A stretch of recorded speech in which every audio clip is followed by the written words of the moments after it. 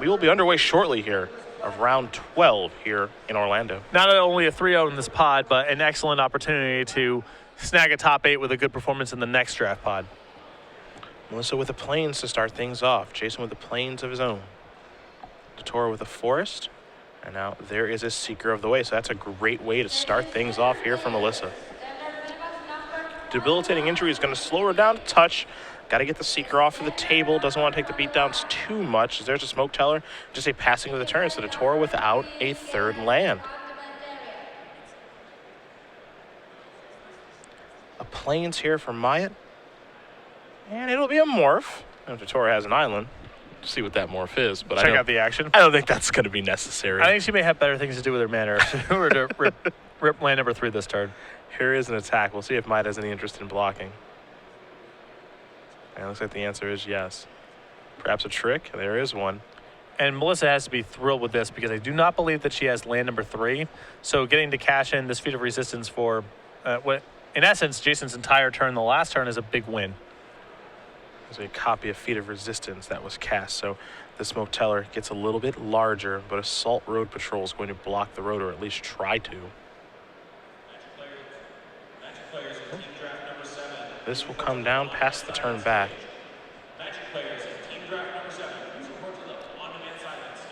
Looks like Myatt may not have blocked the Smoke Teller. Not entirely sure.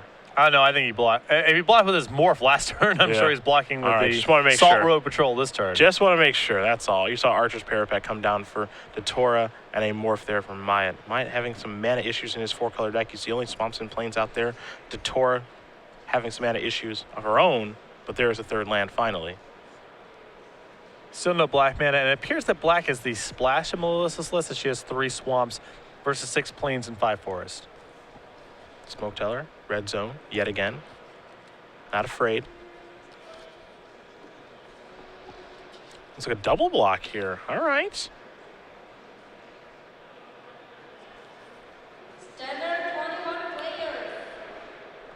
If Jason's doing this, he must not value this morph very highly. Yeah, that's definitely the case, right?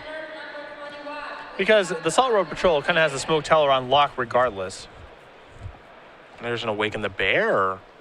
So, Assault Road Patrol is going to bite the dust now. So DeTora with the combat trick. +3/+3 and trample. See if Myatt's able to put together this time.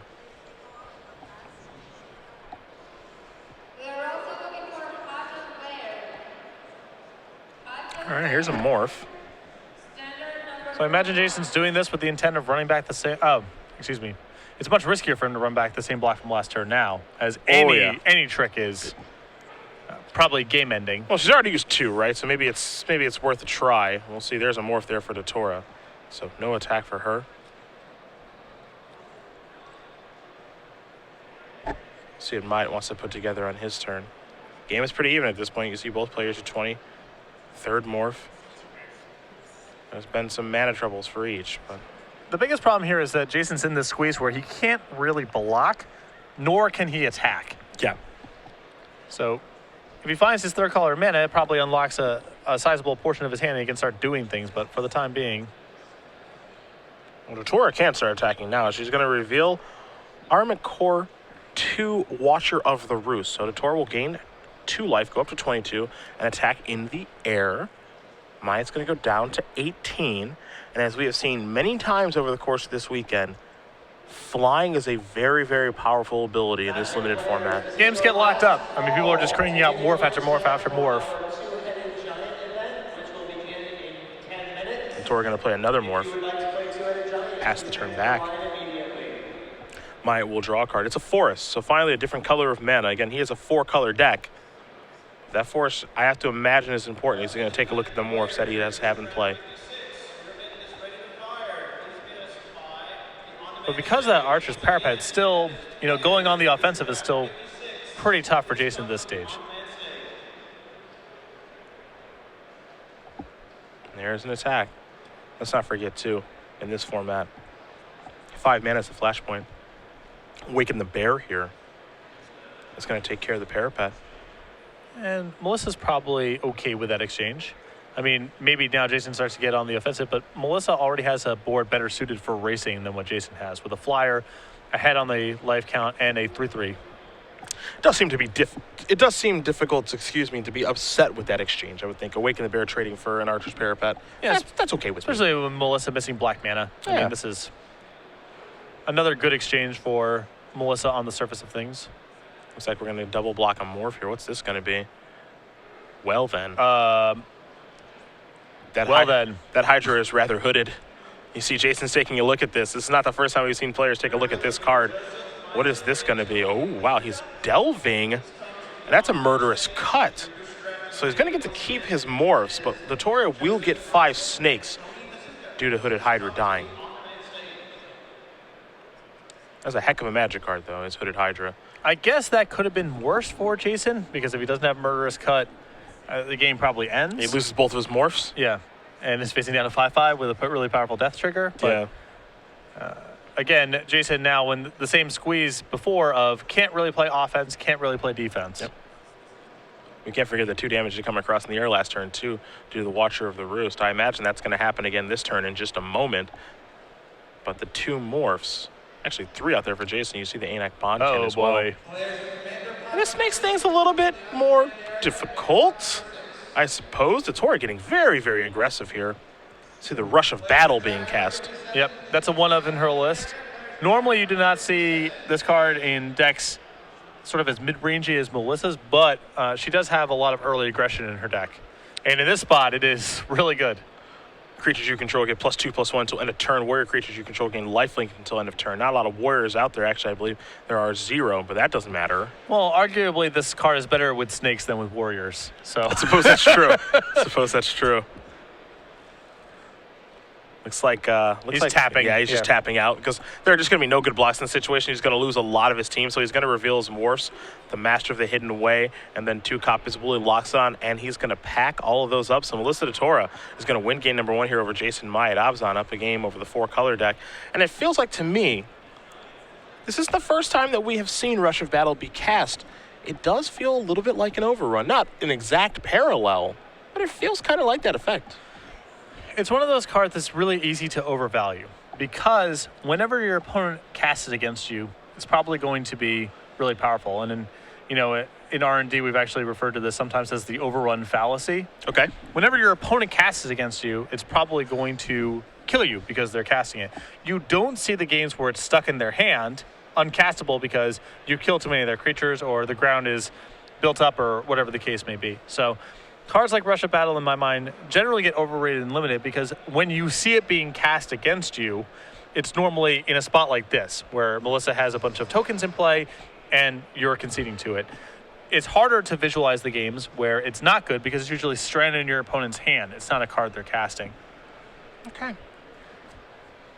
See, both players are going to go to the sideboard here. This is not to say Overrun is a weak card in Limited. Of course. Overrun's quite powerful, but it is overvalued often because all of your experiences playing against it is your opponent casting Overrun and killing you. Yeah.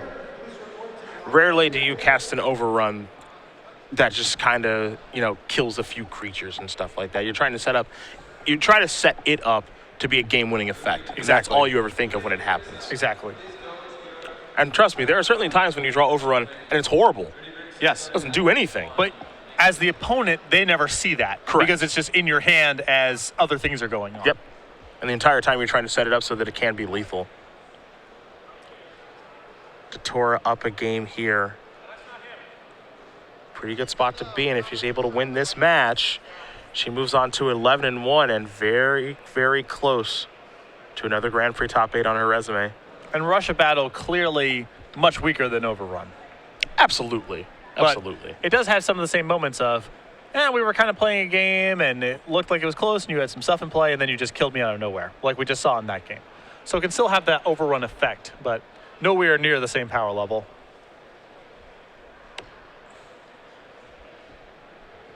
Well, if you are just joining us, we do appreciate having you. Cedric Phillips, Patrick Sullivan, Matthias Hunt, the rest of the SCG Live crew here bringing you Grand Prix Orlando. We are in round 12 of 15 of Khans of Tarkir Limited. We did 9 rounds of sealed yesterday. Just had underneath 2,300 players do battle. Today, about 200 and change came back this morning. It's and only cut 7-2. Yeah, only one's going to be champion here. Melissa DeTora is well on her way to doing that. Up a game here against Jason Myatt, sitting at 10-1. If she's able to win one of these next two games, 11-1 is one heck of a record to have going into the next pod. 3-0ing a pod and X1 in the tournament is a great position to make a run at the top 8.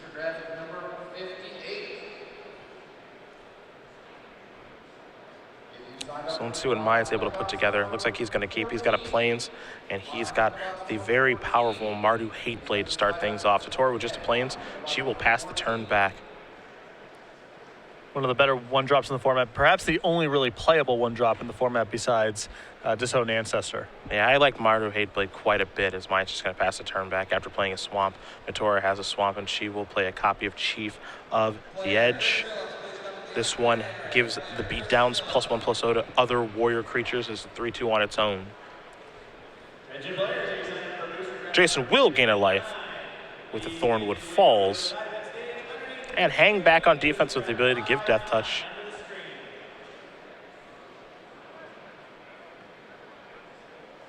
So it looks like his mana is coming together a little bit better this game.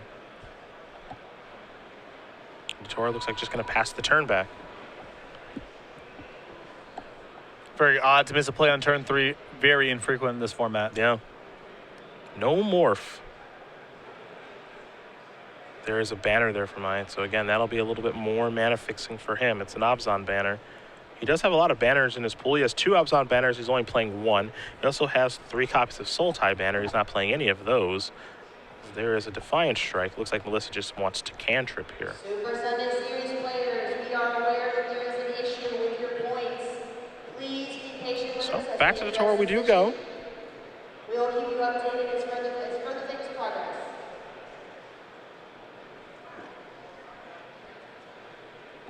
See what she can put together on this turn. Does have a forest now. Yeah, looks like that was the draw this turn, so paid off for cycling that Defiant Strike.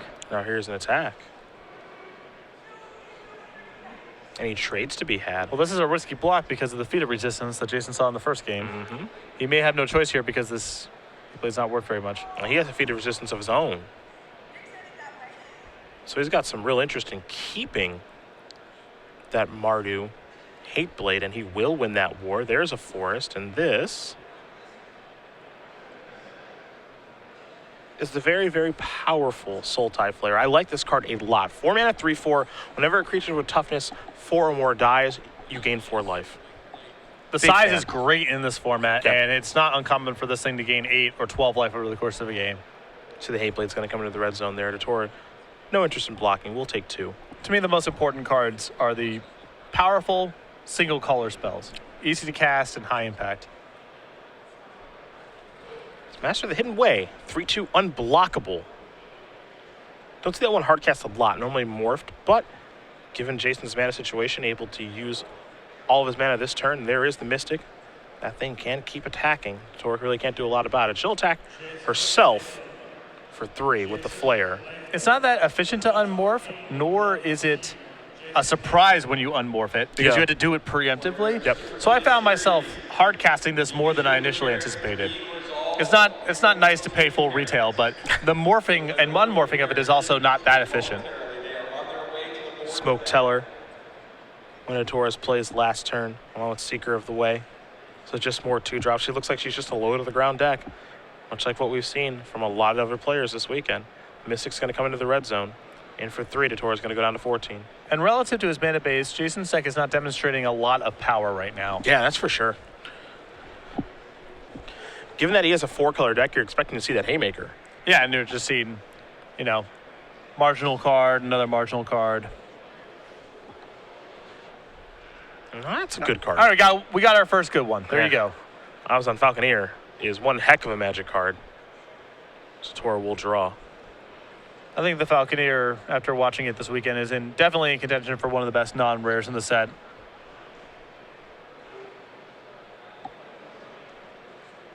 Definitely in contention for one of the best non-rares in the set. Yeah, I'm right there with you. Falconer is really, really good. So it's 5 mana. There's Armacore. You want to talk about a good uncommon? Yeah. Bunch of 3-power creatures are coming into the red zone now. can't forget that the Armored Core is a 4/4 itself.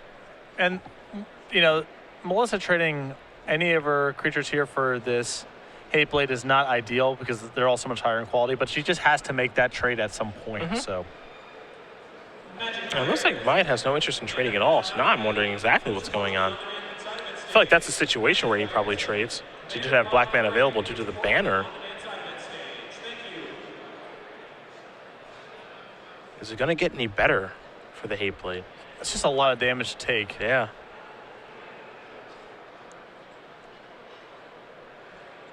You also get the opportunity to make a trade there that doesn't trigger the Flare, which is it's small potatoes at this stage of the game, but it's another consideration. It's not nothing. Let's say he's trying to set up. It feels like he's trying to set up something if he's not blocking that turn. He's going to play a morph and just pass the turn back. DeTora's going to untap those creatures and all 5 of those land. She does have 3 cards in the grip. A 4th one added for a draw step. You can see the Archer's Parapet. That one's not going to play a huge role, it seems, in this game. I think Melissa may have Awaken the Bear in her hand, in which case any block here from Jason. And you had to imagine if he's not attacking this turn with Mystic of the Hidden Way, that he is trying to set up a large block this turn. And Melissa is going to attack with all the creatures, feeling rather confident that there are not very many great blocks available here for Myatt. So let's see how he's going to try to block. And again, we'll find out if that morph is relevant. However, he only has 4 mana available right now. So as far as a sweet spot on mana is concerned, that's at 5 mana in this format. And this is why it's so good to be on the aggressive on this format, you know? It's with your mana available, your opponent's morphs don't mean very much. And when you have mana and your opponent doesn't, your morphs are exceptional, theirs are non-functional. And the opposite is true. I do see your blocks. Looks like Smoteller's going to get through. The Sultai Flare is going to be double blocked by the Abzan Falconeer and the Morph. You got Mystic of the Hidden Way in front of Seeker of the Way. And then the Mardu Hate Blade in front of the Armored Core. Melissa's going to tap some mana here. I imagine this would be Awaken the Bear to beat these 2 creatures in combat. This is the most obvious block, and we'll see if he has a Murderous Cut here to defend this off. Yep. So this is still fine, as it means both the Seeker of the Way triggers and plays over the top of the Mystic, and he no longer has black mana available to give Death Touch to the Hate Blade. Sure. So this is still a fine exchange. This is still good for Melissa. Yeah. She's going to clear some things out of the way, of course. She'll also gain some more life, too, because Seeker triggers it as lifelink, of course. So still a pretty good turn, as you did mention. Even with Jason having one of the best tricks in the format available, combat was still a success for Melissa. Jungle Hollow the play after combat. Melissa's going to go up to 23. She's got the better board at this point. Jason will draw a card again. We don't know what the morph is. So I suppose that's the big question. And going back to Jason not cashing in that Hate Blade when he had black mana available, this turn got forced into a combat where he just chump blocked with it. And the Smoteller, which could have been traded with, is now still trucking along uncontested.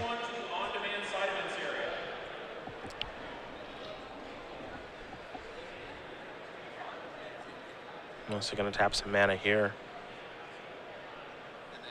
It's Rush of Battle again. Looking to go for lethal with everybody, or at least one heck of an attack. We can't forget it gives +2/+1 on the back end, too. Looks like something's going to be unmorphed here. All right, Willie locks it on. Pretty big butt on that thing.